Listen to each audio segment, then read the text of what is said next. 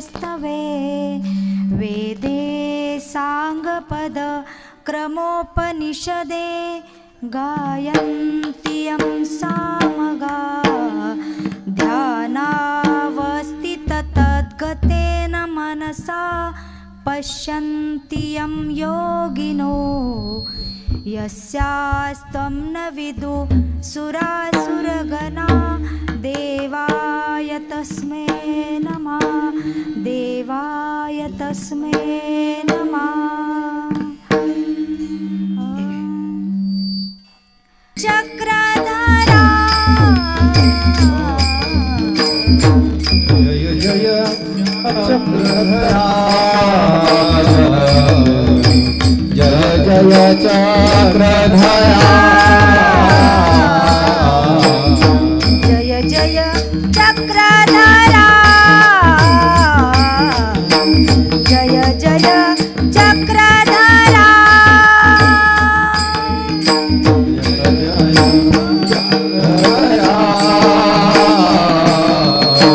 जय जय चक्रधरा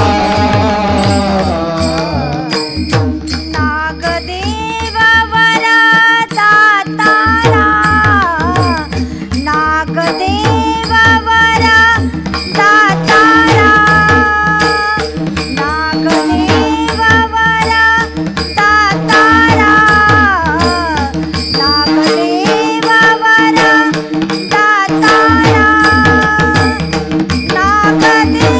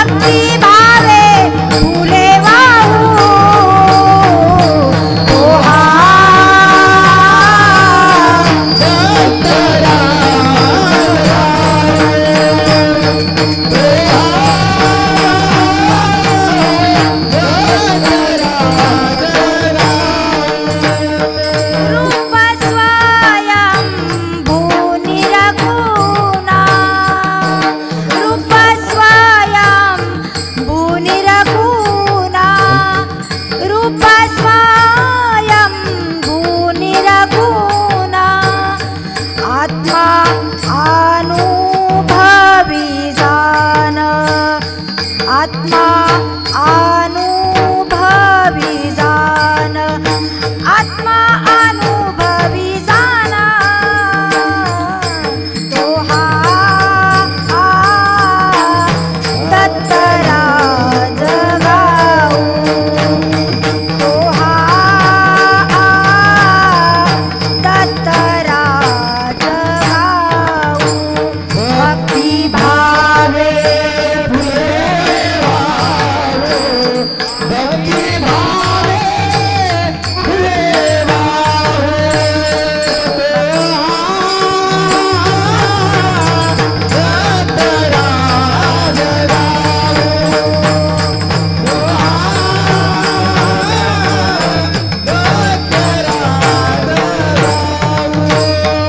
दास म्हणे दिगंबरा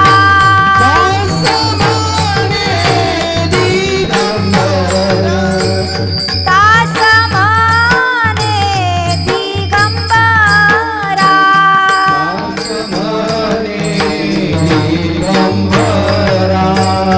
चरणी ठाव देई पुरा चरणी ठाव देई पुरा चरणी ठाव देई पुरा तो हा दत्तराज गाऊ तो हा दत्तराज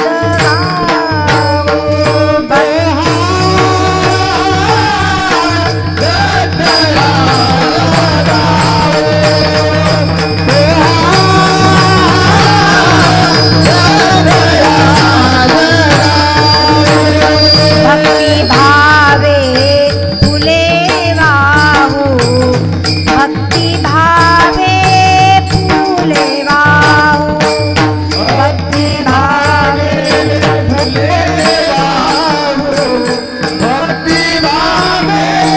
फुले भक्ती भावे फुले वाहू तो हा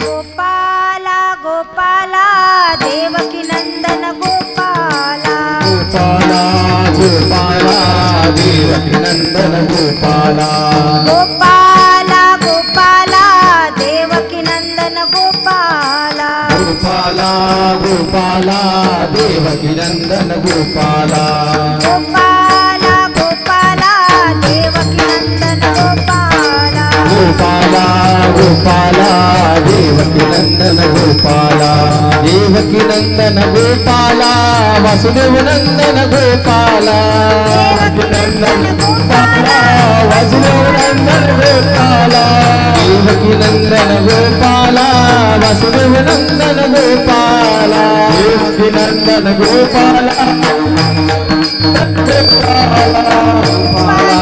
गोपाला देवकी नंदन गोपाला गोपाला गोपाला देवकी नंदन गोपाला गोपाला गोपाला देवकी नंदन गोपाला गोपाला गोपाला देवकी नंदन गोपाला गोपाला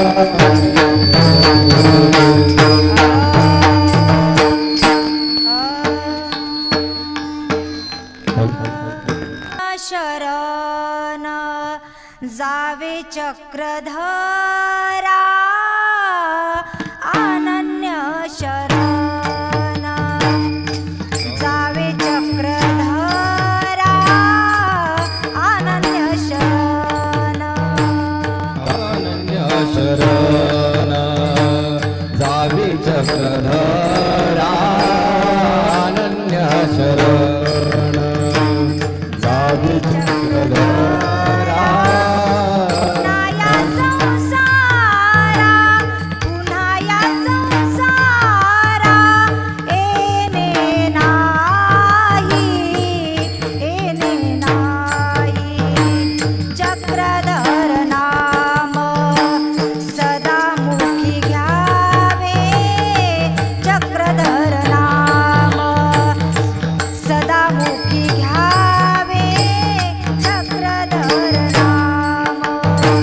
पुन्हा या संसारा पुन्हा या संसारा ये नाही गदर नाम सदा मुखी घ्यावे चक्रधर नाम सदा मुखी घ्यावे चक्रधर नाम जीवन मुक्त व्हावे या बंधनातूनी जीवन मुक्त व्हावे या बंधनातूनी हो दर नाम सदा मुखी घ्यावे चक्रधर नाम सदा मुखी घ्यावे चक्रधर नाम जीवन मुक्त होवे बंधनातुनी जीवन मुक्त व्हावे बंधनातुनी बंधनातुनी चक्रधर नाम सदा मुखी घ्यावे चक्रधर नाम सदा मुखी घ्यावे चक्रधर नाम नका करू चिंता जड प्रपंचाची नका करू चिंता जड प्रपंचाची येही का सुखाची येही का सुखाची प्रीती सोडा चक्रधर नाम सदा मुखी घ्यावे चक्रधर नाम सदा मुखी घ्यावे चक्रधर नाम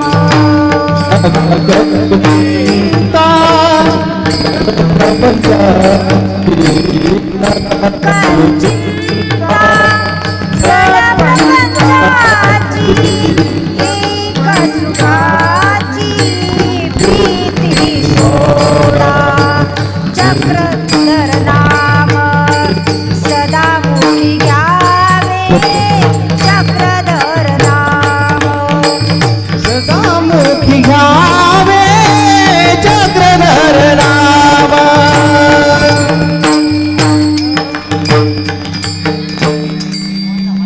भगीरथ माने प्रभु चक्रधरा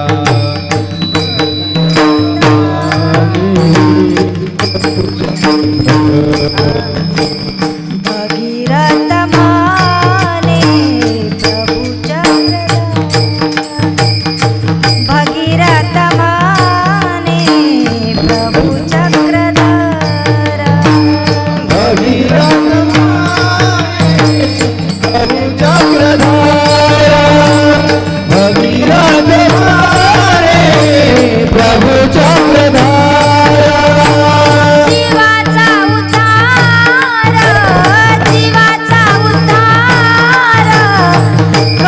करीताने चक्रधर नाम सदा मुखी घ्यावे चक्रधर नाम सदा मुखी घ्यावे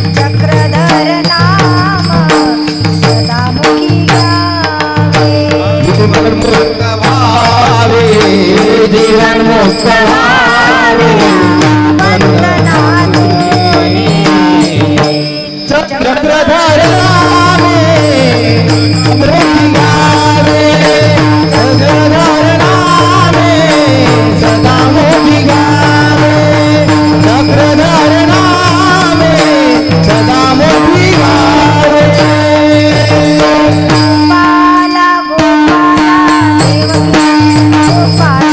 गोपाला गोपाला देवकी नंदन गोपाला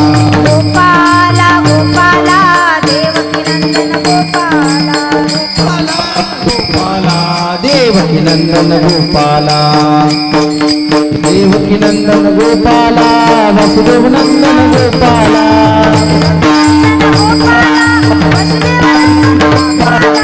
गोपाला गोपाला देवकी नंदन गोपाला गोपाला गोपाला हरि हरि गोपाला गोपाला देवकी नंदन गोपाला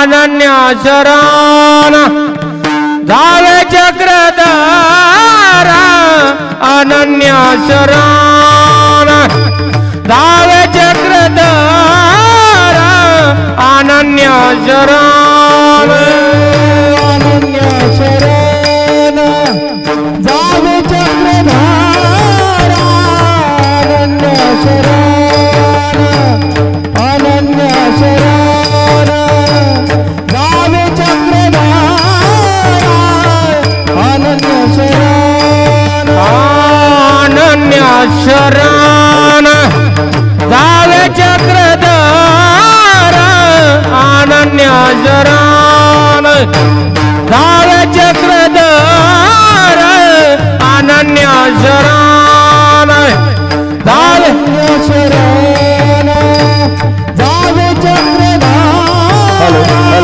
अनन्या शरण अनन्या शरण जावे चक्रधार अनन्या शरण पुन्हा या संसार येणे नाही पुन्हा या संसार येणे नाही चक्रधर नाम सदामुखी घ्यावे चक्रधर नाम सदामुखी घ्यावे चक्रधर नाम पुन्हा संसार येणे नाही पुन्हा संसार येणे नाही चक्रधर नामे घ्यावे चक्रधर नामे सदामुखी घ्यावे चक्रधर नामे जीवन मुक्त व्हावे या बंधनातून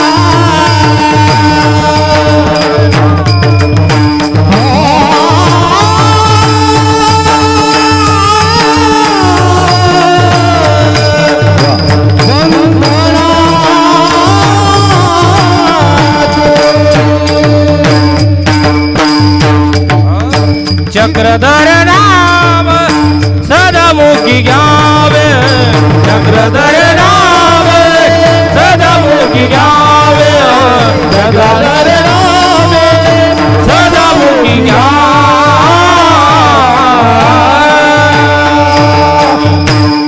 गोपाला गोपाला देवकी नंदन गोपाला गोपाला गोपाला देवकी नंदन गोपाला गोपाला गोपाला देवकी नंदन गोपाला गोपाला गोपाला वसुदेव नंदन गोपाला देवकी नंदन गोपाला वसुदेव नंदन गोपाला गोपाला गोपाला देवकी नंदन गोपाला गोपाला देवकी नंदन गोपाला गोपाला गोपाला देवकी नंदन गोपाला गोपाला गोपाला देवकी तं देवं कंसचाणूरमर्दनं देवकी परमानन्दं कृष्णं वन्दे जगद्गुरु कृष्णं वन्दे जगद्गुरु जो शरणांगताचा वज्रपंजरू आरताचा उदारू तो नमिन कृपेचा सागरू श्री सर्वेश्वरू श्री सर्वेश्वरू भगवान श्री चक्रधर स्वामी की जय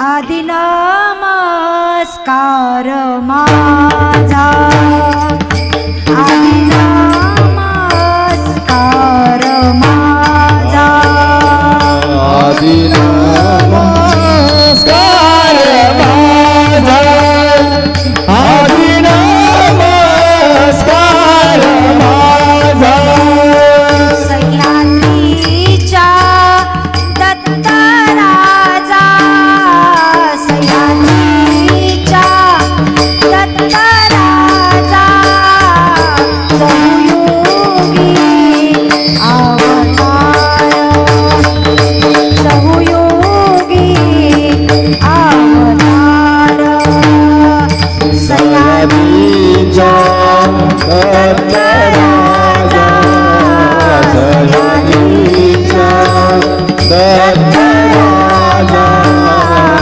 सहयोगी नमस्कार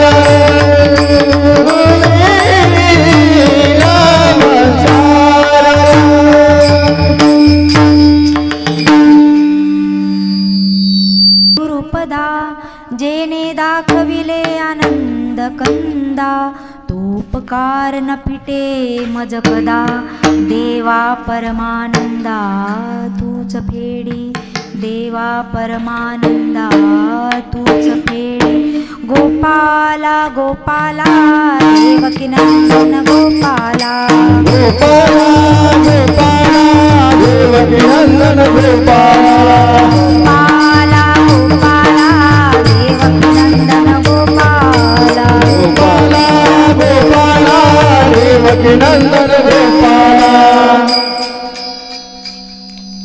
सर्वप्रथम जगनियंता जगतपती सर्व जीवाचा एकमेव हितकर्ता सर्वज्ञ श्री चक्रधर स्वामी यांना कोटी कोटी दंडवत प्रणाम करते. यांच्या ठिकाणी नतमस्तक होते. इसवी या गावी दरवर्षीप्रमाणे याही वर्षी संपन्न होत असलेला ब्रह्मविद्या निरोपण सोहळा, त्या सोहळ्याचे प्रवाचक आदरणीय श्रद्धेय परमपूज्य परम श्री सागर दादाजी तळेगावकर यांच्या मुखारविंदातून आपण सर्वांनी शास्त्रश्रवण म्हणजेच ब्रह्मविद्या शास्त्रश्रवण करत आहोत. आणि आजचा हा आपल्या सप्त्याचा 10वा दिवस आहे. कितवा दिवस आहे? अरे झोपली की काय? 5वा. नाही तुम्ही झोपले की जागे चेक केलं थोडंसं. तर आज आपल्या सोहळ्याचा हा 4था दिवस आहे. 5वा पण नाही, उद्या 5वा दिवस आहे. पोती फेल का मग? सप्ताह लक्षात नाही.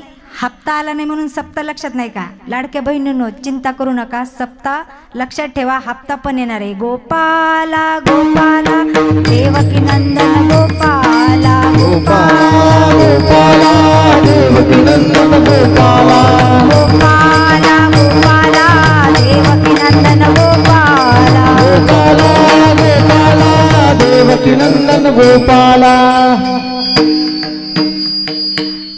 आज चौथ्या दिवशी कीर्तनरूपी सेवेसाठी निवडलेला अभंग महानुभाव पंथातील संत कवी आदरणीय श्रद्धेय परमपूज्य श्री भगीरथ महाराज कन्नड या ठिकाणी त्यांचं वास्तव्य असतं. सर्वप्रथम आज मी आपल्यासमोर उभी आहे, ज्यांनी मला घडवलं मडवलं, ज्यांच्या निरोपणातून मला देव कळाला, ज्यांच्या मार्गदर्शनाने मला धर्म कळाला, अशा माझ्या विद्यागुराई परमपूज्य परम आदरणीय श्रद्धेय अन्वी आश्रम संचालिका परमपूज्य दिदीबाई शेवलीकर. घार फिरे आकाशी चित्त तिचे पिलापासी, घार फिरे आकाशी चित्त तिचे पिलापासी. आपलं लेकरू कितीही दूर असलं तरी आपल्या मातेचं लक्ष आपल्या बालकावर सतत असतं. तशाचप्रमाणे माझी विद्यागुराई यांचं सुद्धा लक्ष आमच्यावर असतं, म्हणून आम्ही एक एक पाऊल पुढे टाकण्याचा प्रयत्न करत असतो किंवा प्रयत्न करत आहोत.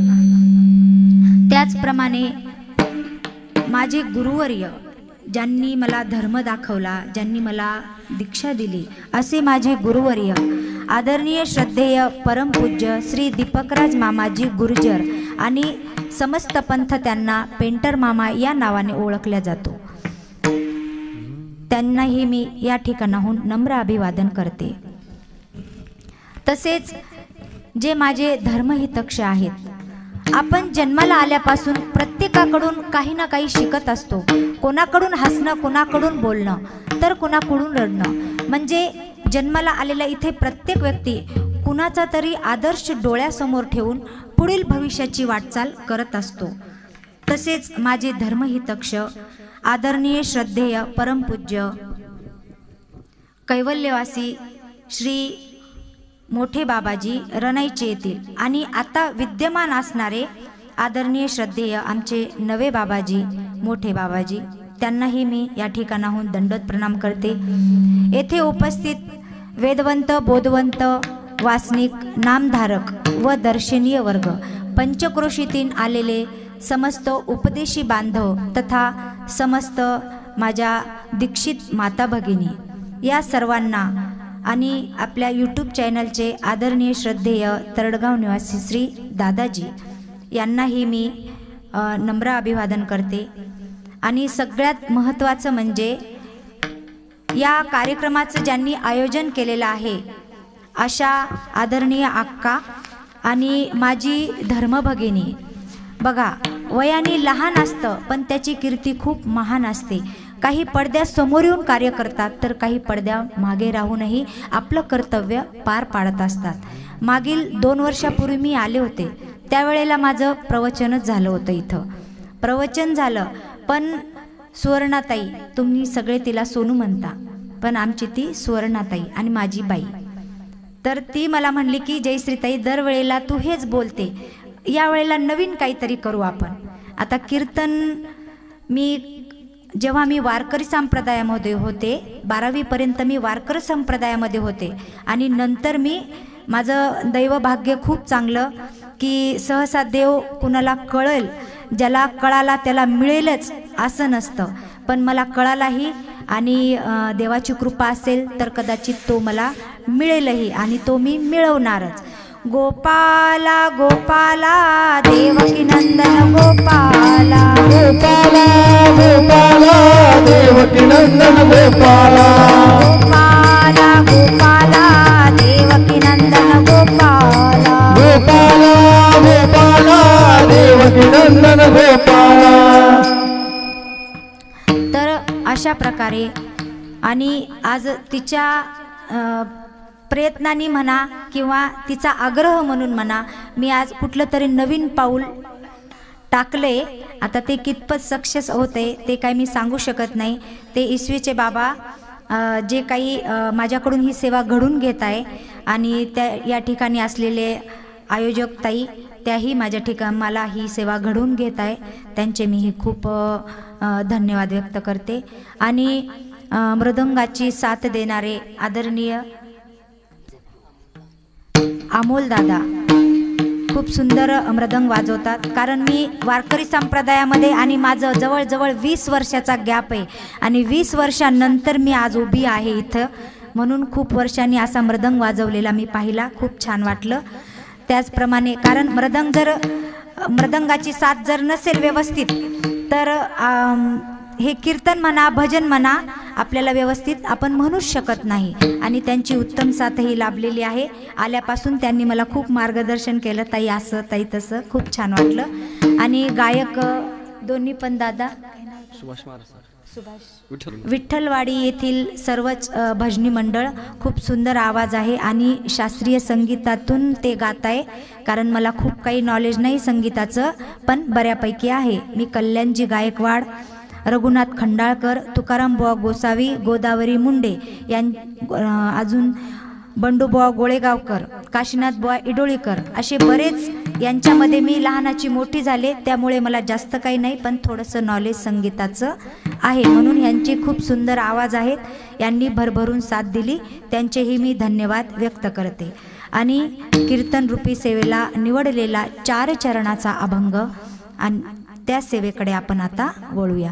गोपाला गोपाला देवकी नंदन गोपाला, गोपाला गोपाला देवकी नंदन गोपाला, गोपाला गोपाला देवकी नंदन गोपाला, गोपाला गोपाला देवकी नंदन गोपाला. तर 4 चरणाचा कीर्तनरूपी सेवेसाठी निवडलेला अभंग. तर या अभंगाद्वारे भगीरथ महाराज आपल्याला शरण कुणाला जावं, नामस्मरण कुणाचं करावं आणि शरण गेल्यानंतर आपला फायदा काय आणि नामस्मरण केल्याने आपला फायदा काय, आपला म्हणजे जीवाला त्याचा काय फायदा, त्यांनी ह्या माध्यमातून या अभंगाद्वारे आपल्यापर्यंत हा निरोप पोहोचवलाय, संदेश पोहोचवलाय आणि त्याच्याद्वारे ती वाटचाल करत करत आपल्याला परमेश्वरापर्यंत जायचं आहे.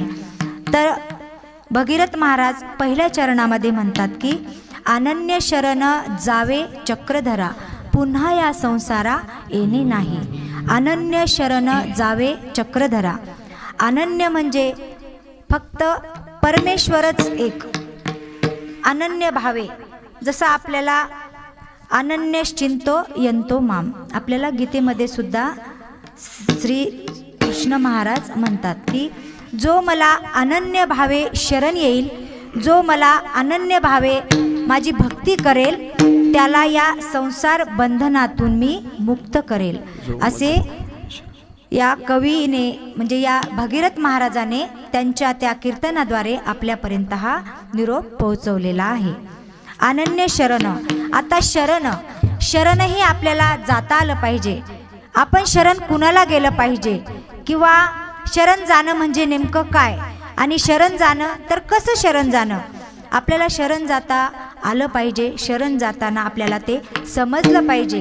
म्हणून त्याच्यासाठी महत्त्वाची आहे ती अनन्य परमेश्वराची भक्ती, म्हणजे एकमेव असा परमेश्वर म्हणजे श्री चक्रधर स्वामी, त्यांना आपण शरण गेलं पाहिजे असं या माध्यमातून कवी म्हणतात. शरण म्हणजे डांगरेशाला आपल्याला लीळा चरित्रामधून पाहायला मिळतं की शरण कसं गेलं पाहिजे. कोण कोण शरण गेलं? डांगरेशाला स्वामी जा म्हणले तर तो गेला, पण स्वामीचा वियोग त्याला सहन झाला का? नाही. तसं शरण आपल्यालाही जाता आलं पाहिजे. त्याचप्रमाणे सालबर्डीचा ससा तोही स्वामींना शरण गेला आणि 12 वर्षाचं असलेलं मौन्य स्वामींनी त्यावेळेला आपलं मौन्य स्वामींनी भंग केलं आणि सोडलं. त्यावेळेला स्वामी काय म्हणतात की जो आम्हाला शरण येईल त्याला आम्ही मुक्त करू, म्हणजेच या संसार चक्रामधून मुक्त करू. होऊनी भयभीत ससाये वोनी होनी भयभीत ससाये वोनी वदतो स्वामीला शरण मी आलो तुम्हाला शरण मी आलो तुम्हाला होनी भयभीत ससाये वोनी होनी भयभीत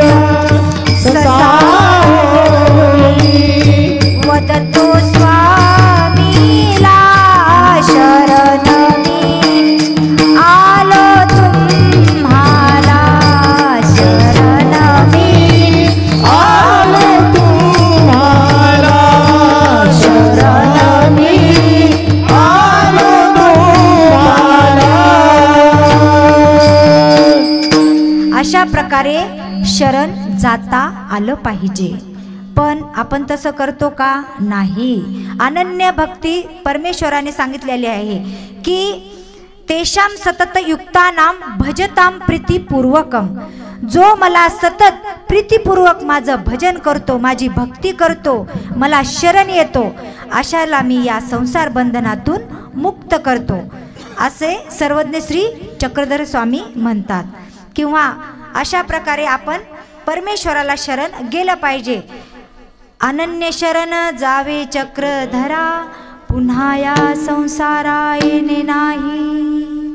पुन्हा या संसारा येणे नाही. परमेश्वराला शरण गेल्यानंतर आपल्याला आदरणीय श्री दादांच्या निरोपणाद्वारे, आता 3रं वर्ष आहे दादांचं, म्हणजे दादाच्या निरोपणाद्वारे आपल्याला आता थोडीफार तर माहिती व्हायलाच पाहिजे की शरण गेल्यानंतर काय होतं. कारण संन्यास घेणं ही परमेश्वर, देव काय म्हणतात, डोमेग्रामचं चरित्र आहे आपल्यासमोर की स्वामी दायंबा स्वामीला म्हणतात की तुम्ही आम्हाला अनुसरा म्हणता, मग असंच का नाही उद्धार. देव काय म्हणतात, नाही, ती आमची खावण आहे.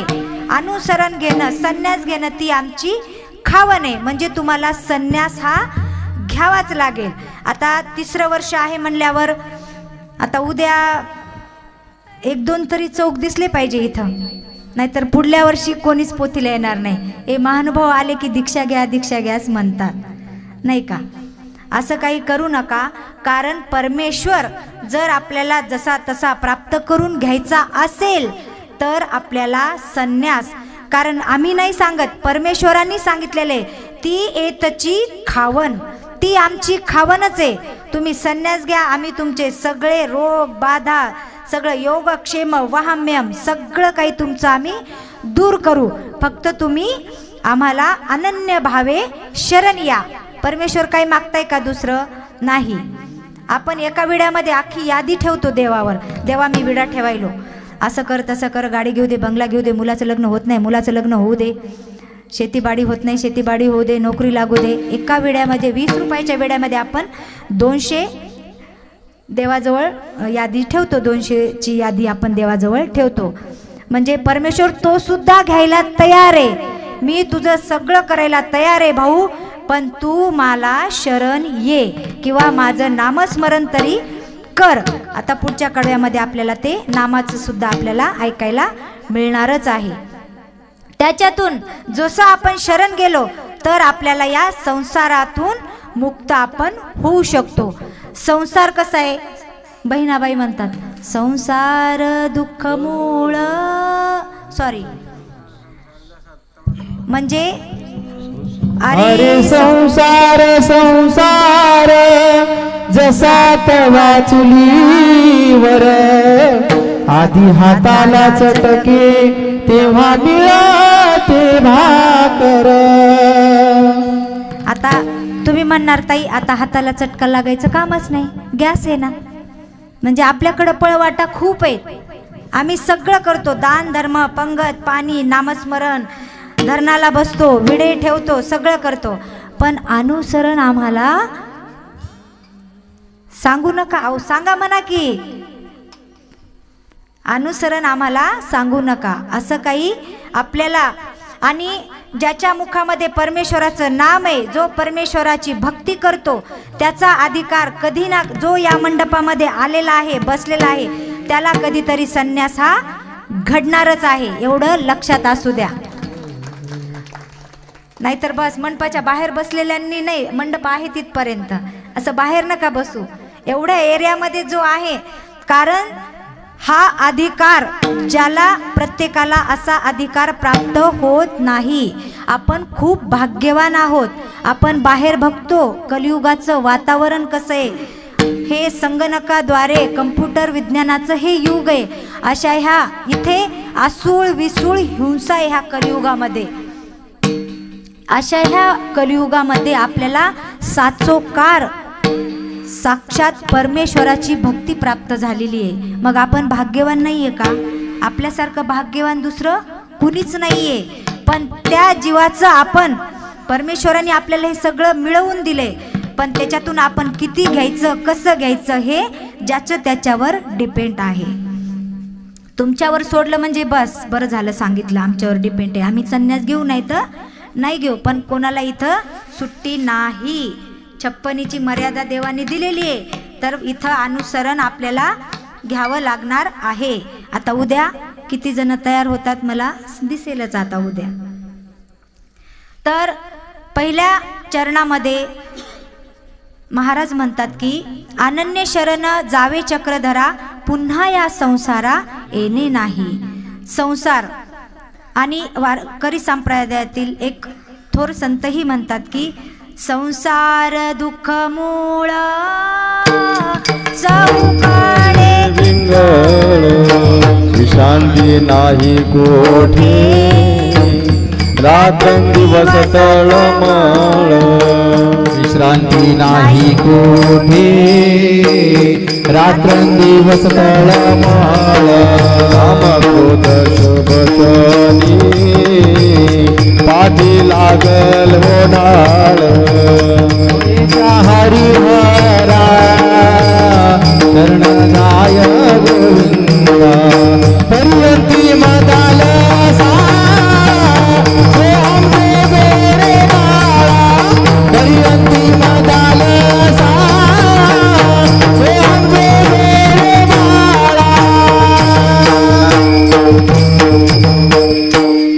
असं हे संसाराचं दुःख आहे. पण आपल्याला हे कधी कळतं? संसारात पडल्यानंतर. संसार दुःखरूप आहे, संसारामध्ये सुख नाही, हे आपल्याला कधी दुःख बांधवडी आहे हा संसार, दुःख बांधवडी आहे हा संसार. दुःख बांधवडी आहे हा संसार, दुःख बांधवडी आहे हा संसार.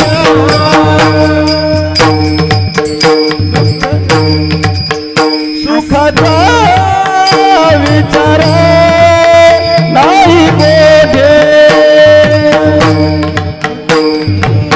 दुःख बांधवडी आहे हा संसार, दुःख बांधवडी आहे हा संसार, आहे हा संसार. असं हे दुःखरूप असलेलं संसार, आणि ह्या संसाराला दुःखालय असं गीतेमध्ये आपल्याला पाहायला मिळतं. या संसाराला दुःखालय सुद्धा म्हटलेलं आहे. पण आपण हा जीव संसारामध्ये एवढा गुरफटून जातो, एवढा गुरफटून जातो की तो अनेक म्हणजे पुढे न होणारी गोष्ट किंवा एखादं स्वप्न मनामध्ये असं रंगवतो, मग ते भंग का होईना, पण अशा प्रकारे तो संसारामध्ये गुंतून जातो आणि मनाच्या मालकाने संसाराची स्वप्न रंगवत असतो. तर याच्यावरून एक मी उदाहरण सांगते. एक ब्राह्मण असतो आणि तो मधुकरी मागून आपला उदरनिर्वाह करत असतो, पण तो थोडा कंजूस असतो. रोज 4 घरी भिक्षा मागायची, कोरडी भिक्षा आपली ओली असती आणि त्यांची माधुकरी म्हणून कोरडी भिक्षा असती. तर रोज पीठ यायचं 2-3 भाकरीचं. 2-3 भाकरीचं पीठ आल्यानंतर तो काय करायचा, 2 भाकरीचं पीठ बाजूला काढायचा आणि एकाच भाकरीचं पीठ घ्यायचा आणि त्याची अशी भाकर करायचा आणि त्याच्यातली पण अर्धीच खायचा आणि अर्धी रात्री खायचा. आणि ते असं झोपायला त्याची जिथं पट्टी होती, बाज होती झोपायची, आणि त्या बाजूच्या बरोबर मधोमध त्यांनी एक मडकं बांधलेलं होतं आणि ते पीठ त्या मडक्यामध्ये तो टाकत राहायचा. जे काही धान्य येईल तो त्या मडक्यामध्ये तो टाकत राहायचा. मोठं मडकं होतं असं. आणि टाकत राहिल्यानंतर मग एक दिवस त्याचा तो नित्यक्रम मधु करू आणणे, मागणे आणि थोडंसं घेणे, तेच दिवसभर खाणे, जमा करणे. आणि मग एक दिवस तो असा मस्त ते मडकं थोडंसं भरत आलं. त्याला खूप सुख वाटलं की नाही गडे हे मडकं आता भरलंय. मग झोपल्यानंतर आता जेवून झोपला आणि झोपता झोपता त्याने त्या मडक्याकडे बघितलं आणि विचार करू लागला की आता मडकं भरलं, मग मी हे मडक्यातलं धान्य विकणार, मग त्याचे मला पैसे येणार. मी त्या पैशाचं मनमाळका चालू आहेत बरं काय. संसार कसा आहे, संसारामध्ये मनुष्य कसा गुरफटतो त्याच्यावरून सांगते मी. तर तो असं खुश होतो. ते मडकं भरलेलं आहे, मडकं भरले, मी ते उद्या बाजारामध्ये नेणार, त्याचे पैसे आणणार, त्या पैशाचं अजून धान्य घेणार, अजून धान्य घेतल्यानंतर ते परत डबल भावामध्ये विकणार. विकल्यानंतर मग मी छानशी मुलगी बघणार, मग तिच्यासोबत मी लग्न करणार. लग्न केल्यानंतर मग मला 2 छोटे मुलं बाळ होणार. मग ते बाळ मला इकडून खेळणार आणि खेळल्यानंतर एक बाळ माझे पाय दाबल. मी मग एका बाळाला सांगन ए माझे पाय दाब, आणि तो छोटं लेकरू काय माझं ऐकणारच नाही. मग मी त्याला अशी जोराची लात मारन. अशी लात मारतो की ते लात त्या कशाला लागते, डायरेक्ट मडक्याला. खडाक मडकं असं दणकन खाली फुटतं आणि मग तो डायरेक्ट उठून बसतो. म्हणजे संसाराचं स्वप्न भंग झालं आणि भरलेलं मडकं फुटून गेलं. गोपाला गोपाला देवकी नंदन गोपाला, गोपाला गोपाला देवकी नंदन गोपाला, गोपाला गोपाला देवकी नंदन गोपाला, गोपाला गोपाला देवकी नंदन गोपाला. अशा प्रकारे असं हे संसाराचं जे बंधन आहे, या बंधनातून मुक्त होण्यासाठी आपल्याला परमेश्वराला अनन्यगती शरण जावंच लागेल. परमेश्वराचं अनन्यगती शरण जाणं आहे. पण इथे भगीरथ महाराज दुसऱ्या कडव्यामध्ये, दुसऱ्या चरणामध्ये म्हणतात की चक्रधर नाम सदा मुखी घ्यावे, चक्रधर नाम सदा मुखी घ्यावे, जीवनमुक्त व्हावे या बंधनातून. चक्रधर नाम सदामुखी घ्यावे, जीवनमुक्त व्हावे या बंधनातून. आता परमेश्वराचं नामस्मरण केल्यानंतर जीवाला काय फायदा होतो हे आपल्याला सूत्रपाठामध्ये काय आहे, नामाचे 10 ठाय, नामाचे 10 ठाय आपल्याला आपण ऐकलेले आहेत. कारण इथे बरेच अभ्यासूही मंडळी आहे ज्यांचं सूत्रपाठ गीता बऱ्या प्रमाणामध्ये झालेली आहे.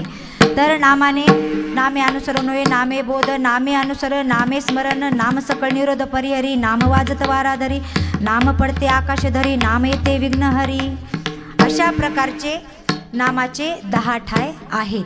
आणि वारकरी संप्रदायातील एक संतही म्हणतात की परमेश्वराचं नामस्मरण आपण केलं पाहिजे. हेची थोर भक्ती आवडते देवा, संकल्पावी माया संसाराची, संकल्पावी माया संसाराची. थोर भक्ती आवडते देवा, संकल्पावी माया संसाराची, संकल्पावी माया संसाराची. थोर संकल्पावी माया संसाराची, संकल्पावी माया संसाराची.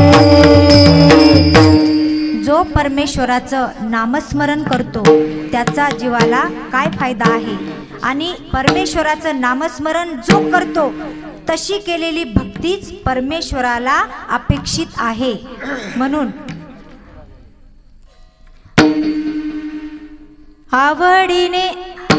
आवडीने भावे हरिनाम चिंता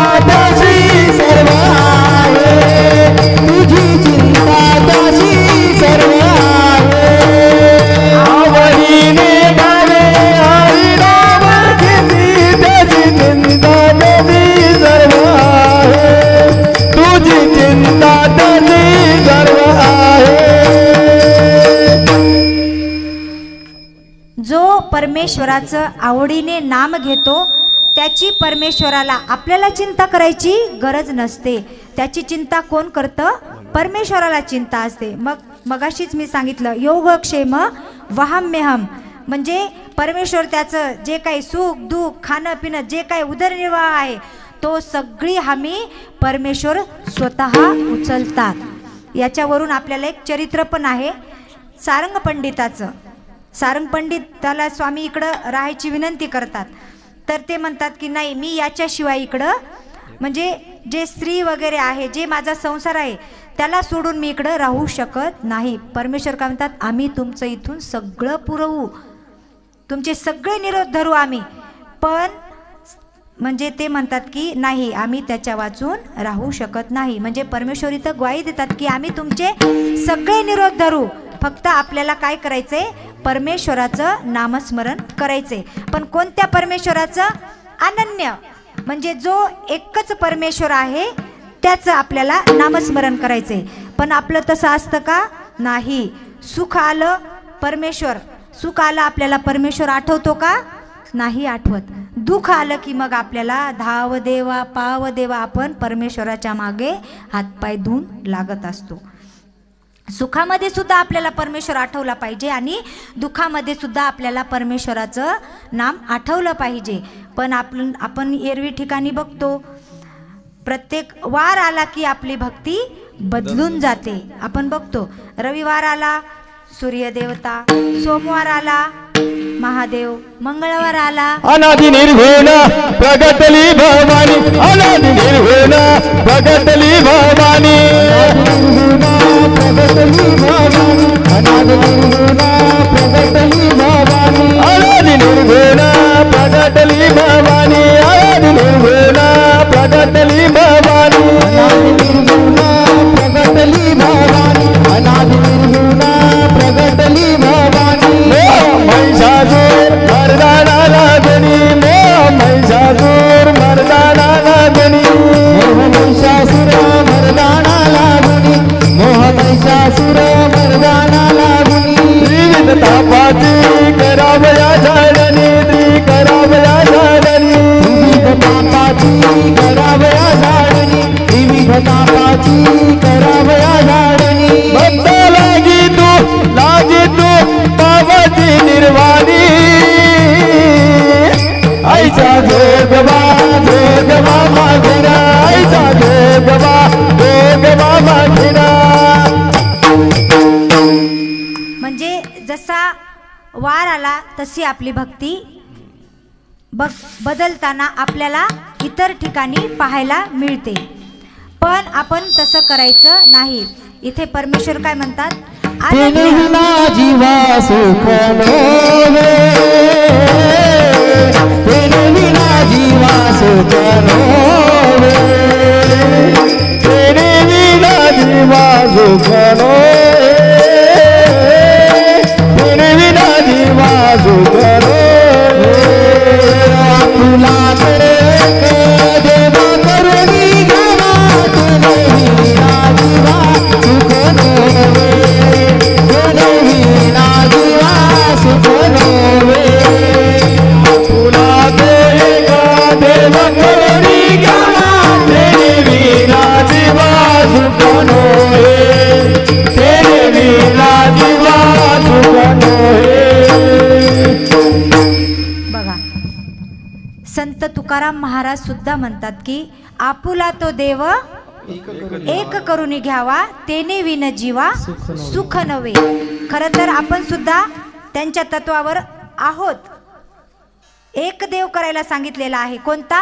कृष्ण माझी माता, कृष्ण माझा पिता, कृष्ण माझी माता, कृष्ण माझा पिता, कृष्ण माझी माता, कृष्ण माझा पिता, कृष्ण माझी माता, कृष्ण माझा पिता, कृष्ण माझी माता, कृष्ण माझा पिता.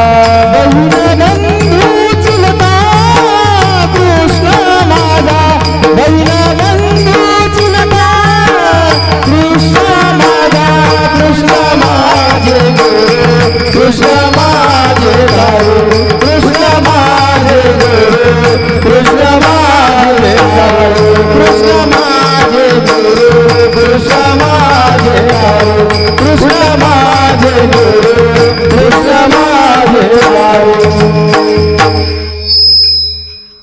कृष्ण माझी माता, कृष्ण माझा पिता, बहीण बंधू चुलता, कृष्ण माझा. बघा, त्यांनी पण सांगितलेलं आहे. म्हणजे संत, आपण म्हणतो संत कधी अन्यथा सांगत नाहीत. तर आणि आपल्याला जो आपण परमेश्वराचं नाम घेतो ते सुद्धा आपलं अनन्य आलं पाहिजे. फक्त एका साचोकार परमेश्वराचं ज्ञान, परमेश्वराचं नाम देखील आपल्या मुखामध्ये आलं पाहिजे. चक्रधर नाम सदामुखी घ्यावे, जीवनमुक्त व्हावे या बंधनातून. जीवनाचं जर आपल्याला मुंचन हवं आहे, जीवनापासून जर आपल्याला सुटका हवी आहे, तर परमेश्वराचं आपल्याला नामस्मरण करायला पाहिजे.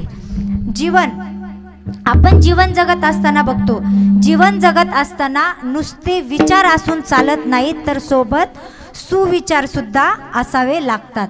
कारण सुविचार व सदाचार यातूनच सद्वासनिक हा घडत असतो. आणि तो सद्वासनिक परमेश्वराची भक्ती करता करता, परमेश्वराचं नामस्मरण करता करता कधीतरी तो परमेश्वराच्या अनुसरणाला, परमेश्वर प्राप्तीला तो योग्य होतो. श्वास आहे तोवर जगून घ्यावं छान, श्वास आहे तोवर जगून घ्यावं छान, झाडालाही कळत नाही कुठलं गळेल पानं. श्वास आहे तोवर जगून घ्यावं छान, झाडालाही कळत नाही कुठलं गळेल पानं. जीवन म्हणजे काय, जीवन म्हणजे काय, शोधला तर अर्थ आहे, नाहीतर नुसता स्वार्थ आहे. अशी ही जीवनाची परिभाषा आहे. म्हणून आपल्याला परमेश्वराने जीवनाचं एवढं सुंदर दान दिलेलं आहे.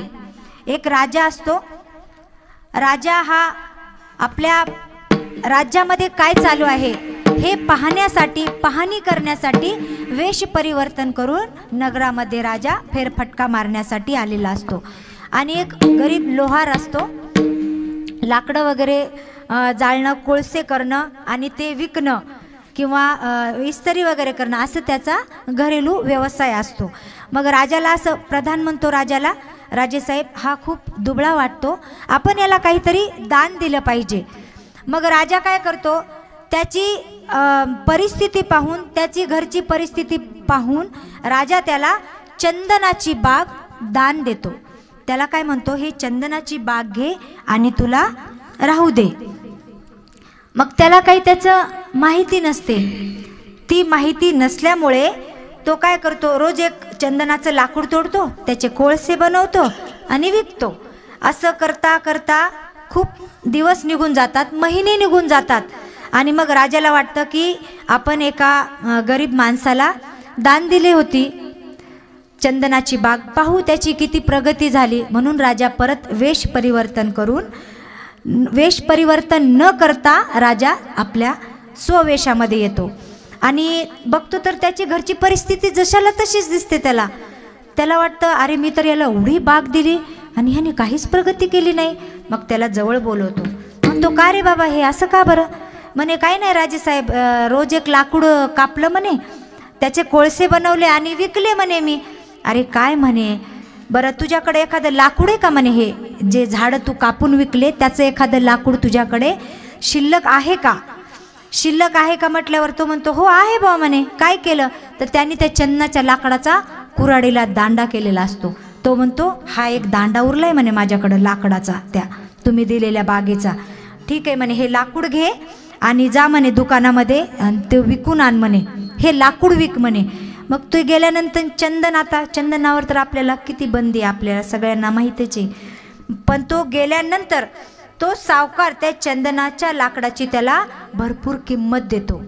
किंमत दिल्यानंतर मग तो घरी घेऊन येतो ते पैसे आणि राजाला म्हणतो एवढे पैसे आले याचे एका लाकडाचे. आता मी तुम्हाला परत एकदा विनंती करतो की अशीच भेटवस्तू मला परत तुम्ही एकदा द्या. राजा म्हणतो अशी मौल्यवान वस्तू भेट ही फक्त जीवनात एकदाच मिळत असते आणि त्याचं आपण काय करायचं ते आपण आपलं ठरवायचं असतं. म्हणजे चंदनाची दिली त्याला बाग, पण त्याला त्याची किंमत कळाली का नाही. तसं आपल्याला हे नरदेह दिलेला आहे देवाने. दिला देह भजन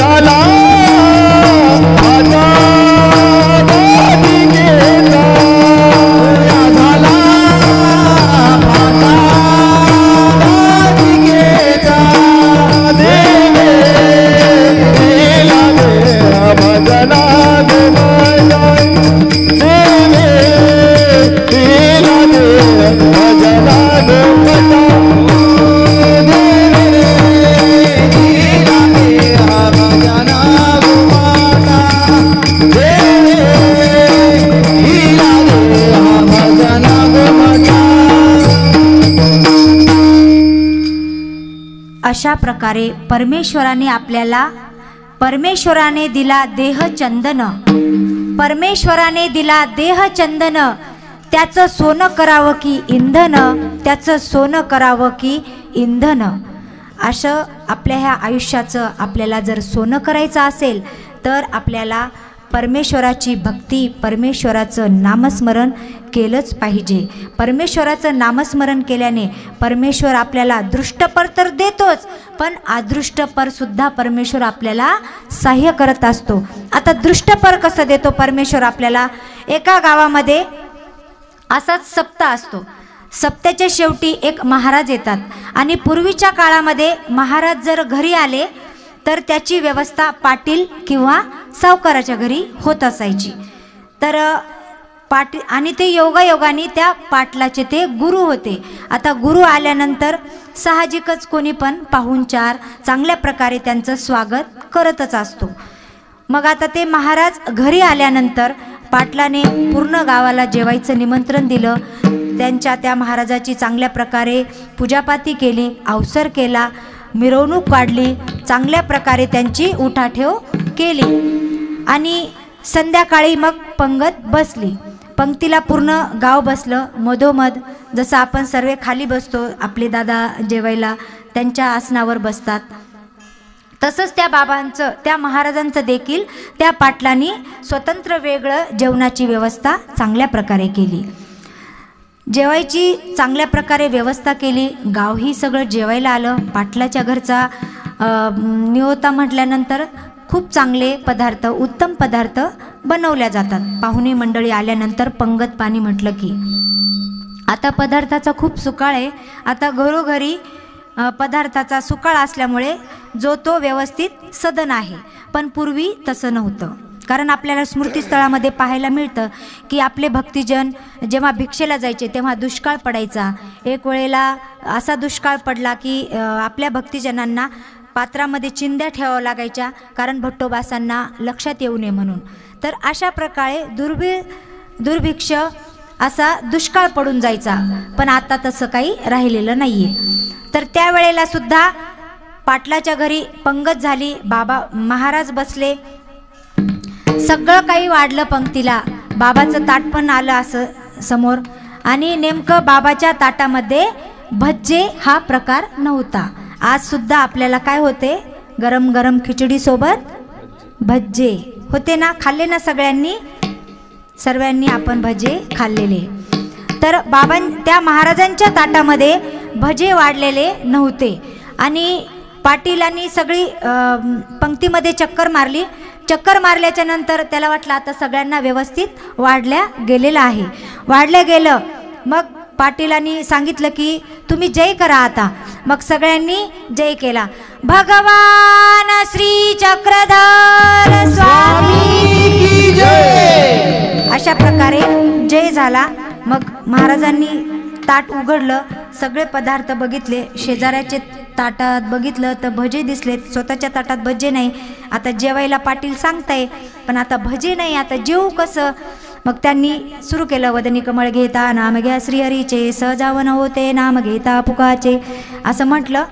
आणि मग ते काय म्हणले, आता लोक जेवायला बसणार, तोंडात घास घालणार. म्हणले थांबा थांबा, आपला गजर राहिला ना म्हणे करायचा. मग आता महाराजांनी गजर चालू केला. आता गजर कसा आहे? भज गोविंद गोविंद गोपाला. पण महाराजांनी इथं गजर कसा म्हणला? भजे गोविंद गोविंद गोपाला, भजे गोविंद गोविंद गोपाला, भजे गोविंद गोविंद गोपाला, भजे गोविंद गोविंद गोपाला. अशा प्रकारे महाराजांनी गजर चालू केला. महाराजांनी कोणता गजर चालू केला? म्हणा सगळे, भजे गोविंद गोविंद गोपाला. तुम्ही कशाला म्हणताय? तुम्हाला पण भजे पाहिजे का? म्हणा म्हणले की म्हणायचले. भजे आता नाही उरलेले, मगाशी संपले ते. अशा प्रकारे महाराजांनी भज गोविंद म्हणाच्या ऐवजी भजे गोविंद मग पाटील आले, गजर काही थांबेना, लोक हात धरून बसले. बघितलं म्हणे अरे भजन नाही वाटतं, ए भजाना भजाना. मग महाराज म्हणतात श्री गोपाल कृष्ण महाराज की जय. बसा म्हणे आता सर्वे जेवायला. मग अशा प्रकारे आता ही गोष्ट काय झाली, दृष्टपर परमेश्वराचं नामस्मरण जो करतो त्याचा हेतू योग. मी सुरुवातीला सुद्धा सांगितलं होतं की योगक्षेम वहाम्यहम, म्हणजे परमेश्वर त्याचं दृष्टपरही सगळं काही पुरवतो आणि अदृष्टपर सुद्धा परमेश्वर त्याला सहाय्य करत असतो. गोपाला गोपाला देवकी नंदन गोपाला, गोपाला गोपाला देवकी नंदन गोपाला, गोपाला गोपाला देवकी नंदन गोपाला, गोपाला गोपाला देवकी नंदन गोपाला. तिसऱ्या कडव्यामध्ये अशा प्रकारे परमेश्वराचं नामस्मरण आपण करायला पाहिजे. तेव्हा आपल्याला या संसारातून, या भवचक्रातून आपली सुटका होऊ शकते. तिसऱ्या कडव्यामध्ये भगीरथ महाराज म्हणतात नका करू चिंता जड प्रपंचाची, नका करू चिंता जड प्रपंचाची, येहिक सुखाची प्रीती सोडा. नका करू चिंता जड प्रपंचाची. आता दादाच्या निरूपणातून आपल्याला मागं आपण संसाराची व्याख्या पाहिली. आता आपण प्रपंचाची, प्रपंच शास्त्राच्या द्वारे आपल्या ब्रह्मविद्या शास्त्रातून प्रपंच किती प्रकारचा आहे, प्रपंच किती प्रकारचा आहे. आपण दादाला मगाशी किती भारी भारी प्रश्न विचारत होते, मला तर वाटत होतं मी पण येऊन बसू का काही इथं. प्रपंच किती प्रकारचा आहे, हा सांगा. छान.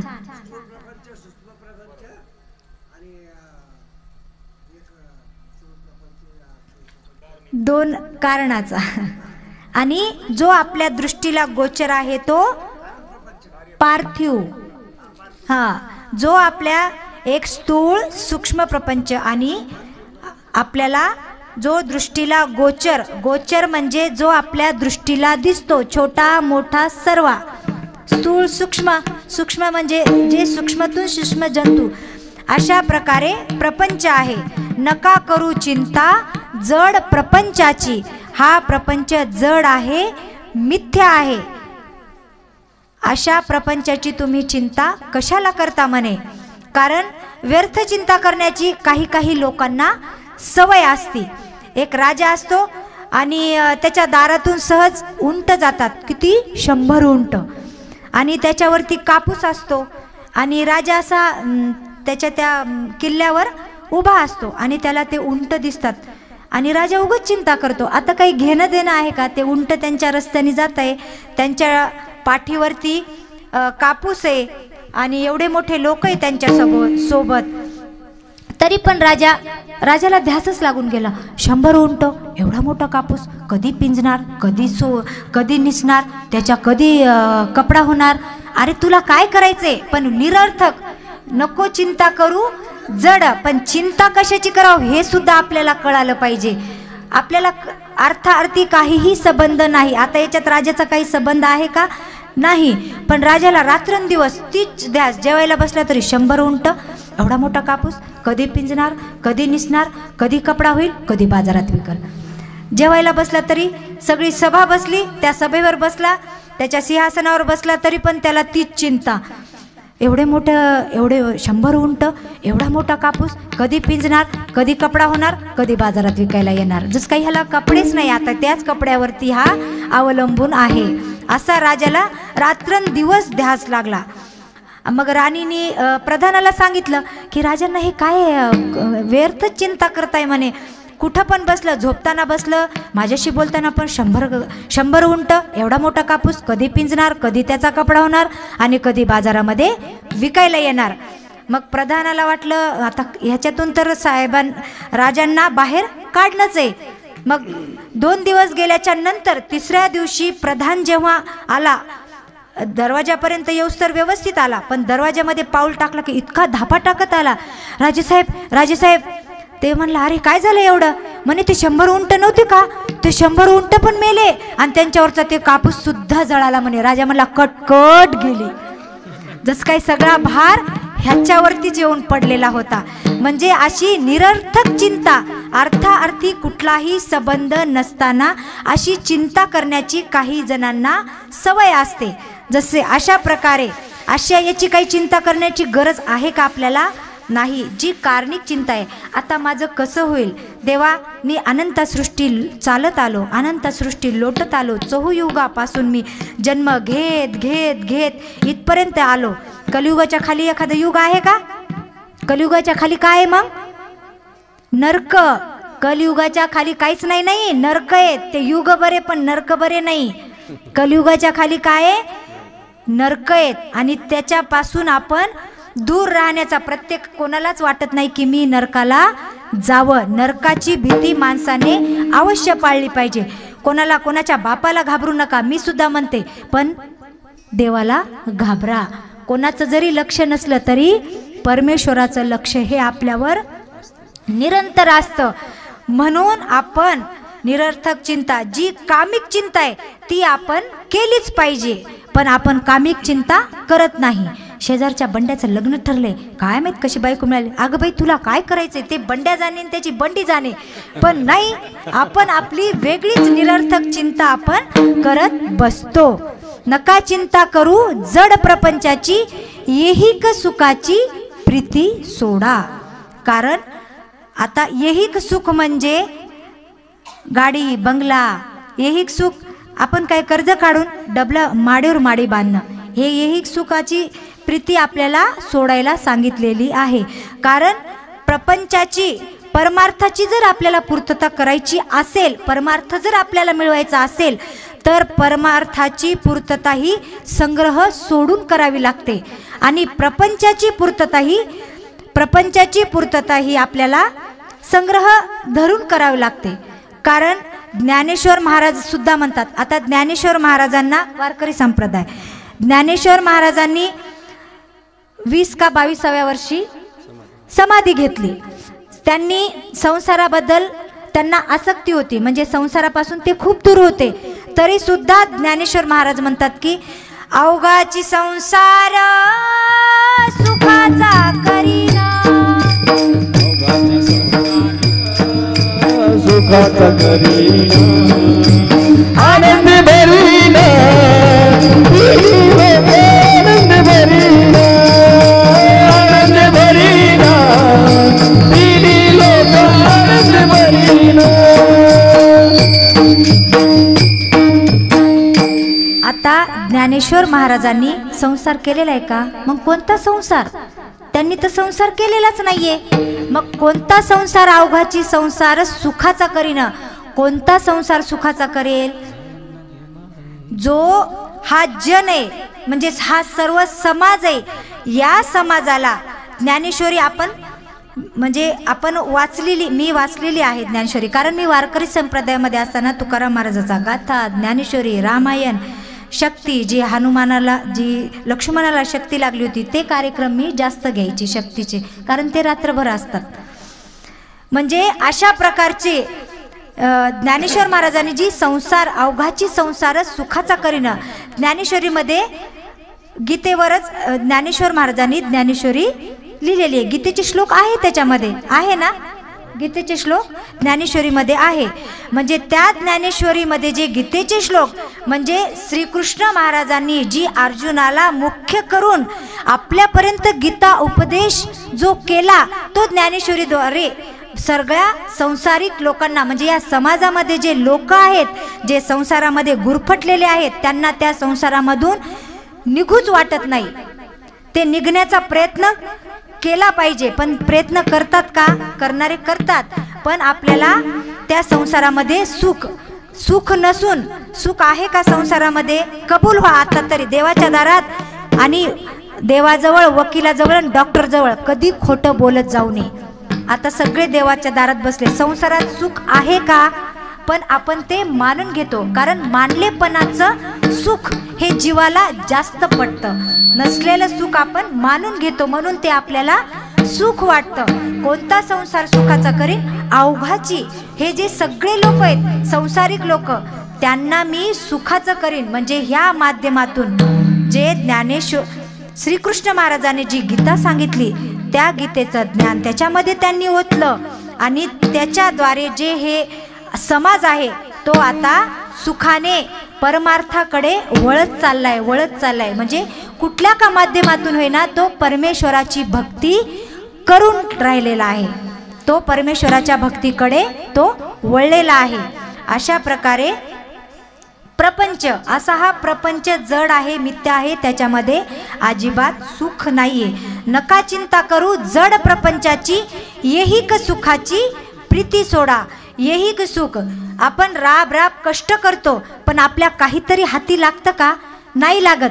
त्यालाच प्रपंच म्हणतात. मग आणि थोडंसं जरी केलं तर भरपूर हाती लागतं, त्याला काय म्हणतात? परमार्थ म्हणतात. आपण सानी जरी क्रिया केली, अन्नदान म्हणा, कोणाला साध्या साधूला दंडवत म्हणा. आजकाल साधूकडे पाहण्याचा दृष्टिकोन जरी बदललेला असला, पण साधूच्या दर्शनाने, साधूच्या दंडवताने जे तुम्हाला गोमट आहे, जी तुम्हाला योग्यता आहे, ते सिद्धांत अजिबात कोणीही मोडू शकत नाही. तुम्ही साधूकडे आजच्या गतीला साधूकडे पाहण्याचा दृष्टिकोन बदललेला आहे. आणि जरी बदलला असला पण त्याच्याकडे त्याचा दंडोत केल्याने ही सानी क्रिया आहे. आपल्या वाटतं काय माय कालच तर ते बाबा भेटले, आता काय दंडोत करायचा? पण नाही, आपल्या इथे प्रत्येक क्रियेचं फळ वेगळं आहे. दादाच्या निरोपणातून आपल्याला हे थोडंफार माहिती झालंच असेल, आहे की नाही? प्रत्येक क्रियेचं फळ वेगळं, सबंध दंडोताचं वेगळं. साधी धूप जरी दाखवली देवाला तरी सुद्धा त्याचं फळ वेगळं आहे. तोमेव माताचे पिता तोमेव, तोमेव बंधूच सखा तोमेव. हे कुठं म्हणायचं? मंदिरापुरतं म्हणायचं का? नाही, तर ते आपल्या हृदयात साठवायचं. अशी ही जे येहिक सुख आहे, तुमचं घर दार गाडी बंगला मुलं बाळ, आपल्याला परमेश्वर मिळवायचा असेल, परमार्थाकडे जर पाऊल टाकायचं असेल, तर ही सगळ्यापासून आपल्याला दूर व्हावं लागेल. आणि जो याच्यापासून दूर झाला तो परमेश्वरापर्यंत हळूहळू जाणार. म्हणून आजपासून निरर्थक चिंता करायची नाही. आणि या ऐहिक सुखापासून आपण जर थोडंसं दूर झालं तर परमेश्वर आपल्याजवळ नक्कीच आल्याशिवाय राहणार नाही. म्हणून आपण परमेश्वराचं नामस्मरणसुद्धा करायचं, परमेश्वराचं आपण भक्तीसुद्धा करायची. पण कोण्या परमेश्वराची? अनन्य भक्ती. फक्त एकमेव असा परमेश्वर आहे, जो चक्रधर स्वामी आहेत, त्यांना आपण अनन्य भावे शरण गेलंच पाहिजे. कारण आजच्या ह्या युगामध्ये आपल्याला देव मिळवणं सदृश्यम पवित्रमिह विद्यते. ज्ञानासारखी पवित्र वस्तू नाही. त्या ज्ञानाच्या माध्यमातून आपण परमेश्वरापर्यंत नक्कीच पोहोचू शकतो. म्हणून चौथ्या चरणामध्ये महाराज म्हणतात की नाही, भगीरथ म्हाने प्रभू चक्रधर जीवाचा उद्धार करीत असे. म्हणजे ठामपणे संत म्हणत असतात की जीवाचा उद्धार करणारा श्री एकमेव अवतार परब्रह्म परमेश्वरच आहे आणि तोच जीवाचा उद्धार करू शकतो आणि करतात सुद्धा. म्हणून आपण सुद्धा परमेश्वराला अनन्य गती शरण जा, परमेश्वराचं नामचिंतन करा. त्याच्यामुळे आपली प्रगती होते. आणि आजकाल मुलांमध्ये सुद्धा खूप परिवर्तन बघतोय आम्ही. उपदेशी वर्गामध्ये सुद्धा आपली जी यंग पिढी आहे, जी तरुण युवा पिढी आहे, ती सुद्धा धार्मिक क्षेत्राकडे भरपूर वळल्या जाते.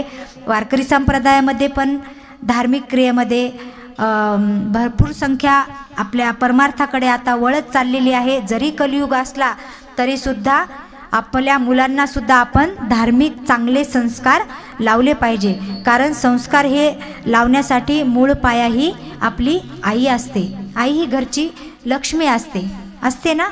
म्हणून आपल्या आई मुलांना, आपल्या पुढच्या येणाऱ्या पिढीला, आपली पिढी, आपण जरी म्हातारे झालो पण आपली सूनबाई जरी आली तरी तिला सुद्धा सांगायचं की बाई आपल्या घरी हा पंथ आहे, आपल्या घरी हा पिढ्यानपिढ्या चालत आलेला विशेष आहे, हे तुला उपदेश घ्यावा लागेल. नाहीतर काही काही सुनांना समजतच नाही एवढं सांगितलं तरी पण, कारण आता सुशिक्षित मुली भरपूर आहेत, पहिल्यासारख्या सासू पण नाही, कारण प्रत्येक सासूला माहिती आहे क्योंकि सास भी कभी बहू थी, म्हणजे अशा प्रकारे. याच्यावरून एक छोटंसं उदाहरण सांगते आणि आजच्या या कीर्तनरूपी सेवेला आपण विराम देऊया, कारण टाईम खूप झालेला आहे, सुरुवातच उशिरा झाली, त्यामुळे आता जे काही योग्य आहे ते आपण घ्या. एक सून असते, नवीन खूप शिकलेली सून असते, आपल्या घरी सुशिक्षित शिकलेली नोकरीवाली सून घरी यावं, प्रत्येक स्त्रीचं हे स्वप्न असतं आणि प्रत्येक मुलाचं पण स्वप्न असतं, आपल्याला योग्य सहचारिणी आपल्याला मिळाली पाहिजे. सूनबाई घरी येतात, सूनबाई घरी आल्यानंतर पहिला विधी असतो तिचा घरातून काहीतरी स्वयंपाक करणे. मग ती खूप शिकलेली असती, तिला भाजी स्वयंपाक यापासून ती शिक्षण म्हणलं की स्वयंपाकापासून ती मुलगी थोडीशी दूर असते. शहरातली मुलगी खेडेगावामध्ये येते, असते शहरात राहायला, पण नवीन नवीन तिला घरी यावंच लागतं. घरी आल्यानंतर सासूबाई म्हणतात, सूनबाई हे घे पत्ता गोबी आणि हे आपल्याला याची भाजी करायची. आता सुननी घेतला तो गोबीचा गड्डा, इकडून पाहिली, तिला काही कळालंच नाही याच्यातलं काय निसायचं म्हणून. तिनं एक पत्ता काढला, दुसरा पत्ता काढला, तिसरा पत्ता काढला, 15 मिनिटं झाले, 20 मिनिट झाले, अर्धा तास झाला, 1 तास झाला, सुनबाईचा काही आवाजच नाही आला. सासूला वाटलं हिला काही समजायला का नाही का, स्वयंपाक अजून वेगळा करायली मी सांगितल्यापेक्षा. पण सुनबाई घरात आली, सासूबाई घरात आल्या, बघतात तर पूर्ण घर भरून पत्तेच पत्ते, गोबीचे पत्ते, पत्तागोबीला पत्तेच असतात ना. मग सुनबाईजवळ सासूबाई आल्या घरामध्ये. अगं बाई हे काय केलं म्हणे सुनबाई. म्हणे काय करू सासूबाई, तुम्ही म्हणल्या पत्ता गोबी हे कर, मी पत्ता काढले बाजूला, पण याच्यातली गोबी कुठे, पत्तेच बाजूला निघाले, पत्ता गोबी म्हणले तुम्ही, पत्ते निघाले पण गोबी कुठे. म्हणजे असाही प्रकार होतो. म्हणून आपल्या सुनांना सुद्धा आपण धार्मिक संस्कार दिले पाहिजे आणि आजच्या घडीला ते कामी आहेत. आजची ही कीर्तनरूपी सेवा संपलेली आहे आणि जे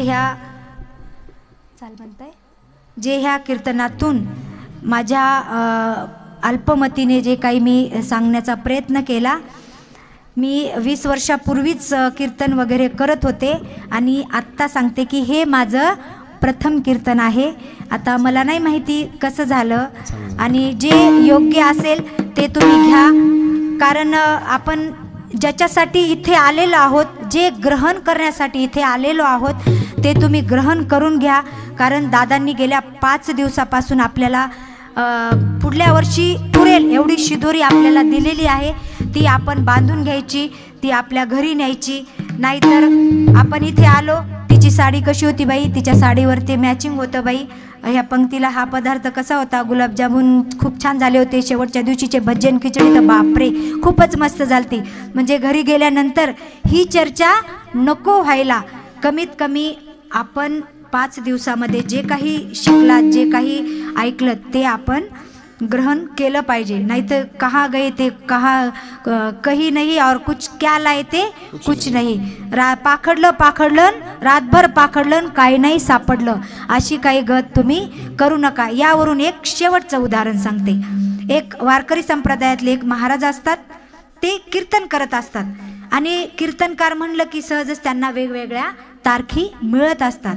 मग पत्नीला वाटतं तुम्ही रोज वेगवेगळ्या ठिकाणी जाता, मला घरी खूप बोर होतं म्हणे, तुमचे कीर्तन खूप छान करता, मला ऐकायला येतं, मला कधीतरी लाईव्ह दाखवा ना म्हणे, आणि कुठंतरी मला घेऊन जा म्हणे फिरायला, सारखं तुम्हीच फिरायला जाता, मला खूप बोर होतं घरी. महाराजाला वाटलं बरोबर आहे. मग एक वेळेला त्यांना महाबळेश्वरला जाण्याचा योग येतो. त्यांना वाटतं पर्यटन स्थळ आहे छान आणि आपण जाऊ ह्यांना घेऊन. ते सांगतात कर बाई तयारी, आपल्याला महाबळेश्वरला माझं कीर्तन आहे. महाबळेश्वर कोणाला आवडत नाही, आम्हाला पण आवडतं, आपल्याला वरजे जायला, पण देखावा छान आहे, पर्यटन स्थळ असल्यामुळे प्रत्येकाला तिथे जायला आवडतं. तिनं पण छान तयारी केली. महाराजांनी रात्री कीर्तन केलं, सकाळ झाली, तिला सगळं दृश्य नजारा तिथलचं जे काही दैवत आहे ते दाखवलं, नदी नाले डोंगर सगळं दाखवलं आणि एक धबधब्याजवळ आले, धबधबा पण दाखवला. तिनं खूप छान निरखून धबधबा बघितला, वा छान. मग आता उशीर झाला, गाडीत बसले, सामान बांधलं, घरी आले. घरी आल्यानंतर जेवले वगैरे, रात्री निवांत बसले दोघं आणि विचारलं बाई तुला नेलं म्हणे मी तिकडं, तुला काय काय आवडलं म्हणे तिथलं, तू तर काहीच रिप्लाय दिला नाही. हो का म्हणे, हो देते ना म्हणे. म्हणे मला नदी नाले डोंगर खूप खूप आवडलं म्हणे, आणि धबधबा तर इतका आवडला म्हणे. का ग म्हणे, इतकं खळखळ पाणी होतं, धुणं नेलं असतं तर खळखळ निघालं असतं. महाबळेश्वरला जाऊन धबधबा पाहून ती बाई जर धुणं आठवत असेल तर तिचं महाबळेश्वरला गेलेल्याचा काहीच उपयोग नाही. तसं आपण इथं 5 दिवसापासून आलेलो आहोत आणि आपण जर भजे पापड कुरड्यान गुलाबजामुनचं वर्णन घरी जाऊन करत बसलो तर आपल्याला ही पोथी काही आपल्या अंगी लागणार नाही. कमीत कमी वर्षभर तरी आपण याचं चिंतन करा, कारण चिंतन केलं तर आपण आपल्या धर्मावर टिकून राहतो. साधू संतांचा उपदेश, साधू संतांचं कीर्तन प्रवचन ब्रह्मविद्या ज्ञान आपण ग्रहण केलंच पाहिजे. आणि इथे मी माझी ही कीर्तनरूपी सेवा संपली असं जाहीर करते. भगीरथ बाणी प्रभु चक्रधर, भगीरथ बाणी प्रभु चक्रधर, भगीरथ बाणी प्रभु चक्रधर, भगीरथ बाणी प्रभु चक्रधर, भगीरथ मानी प्रभु चक्रधर, भगीरथ मानी प्रभु चक्रधर, भगीरथ मानी प्रभु चक्रधर, भगीरथ मानी प्रभु चक्रधर, जीवाचा उद्धार करीत असो, जीवाचा उद्धार करीत असो, जीवाचा उद्धार करीत असो, चक्रधर नाम सदा मुखी गावे, चक्रधर नाम सदा मुखी गावे, जीवाचा उद्धार करीत असे, जीवाचा उद्धार करीत असे, जीवाचा उद्धार करीत असे, चक्रधर नाम सदा मुखी गावे, चक्रधर नाम सदा मुखी गावे, जीवन मुक्त भावे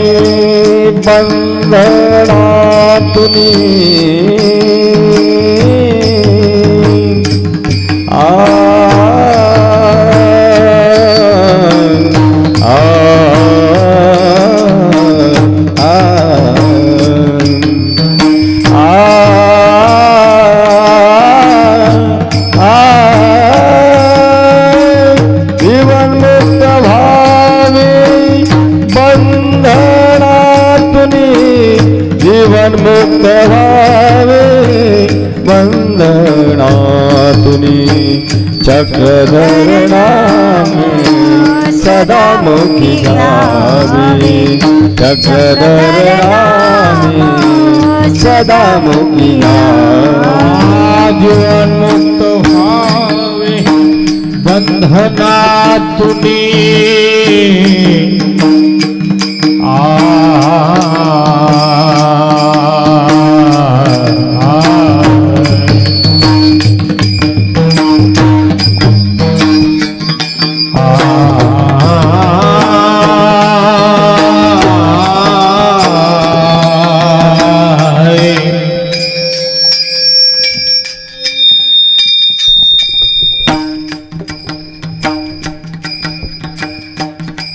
झालं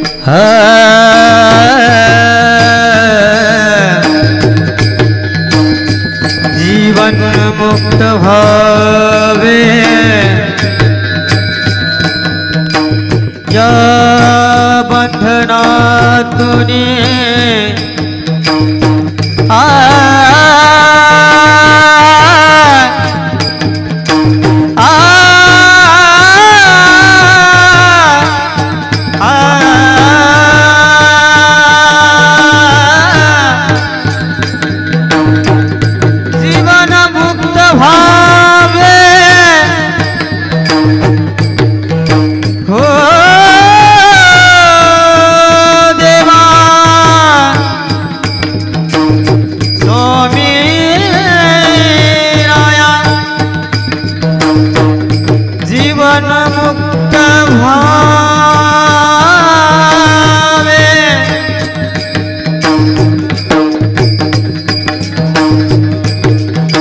चक्रधर नाम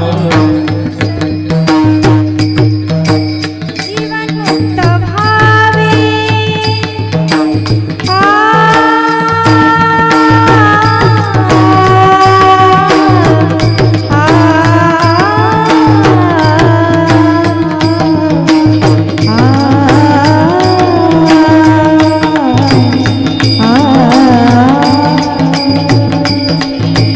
जीवन मुक्त भाविया बंधनातुनी जीवन मुक्त भाविया बंधनातुनी जीवन मुक्त भाविया बंधनातुनी जीवन मुक्त भाविया बंधनातुनी चक्रधर नाम सदा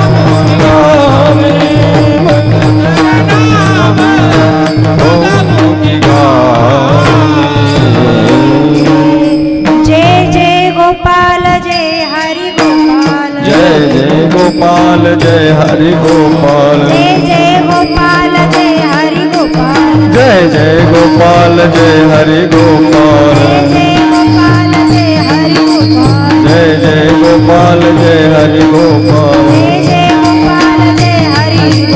जय जय गोपाल जय हरि गोपाल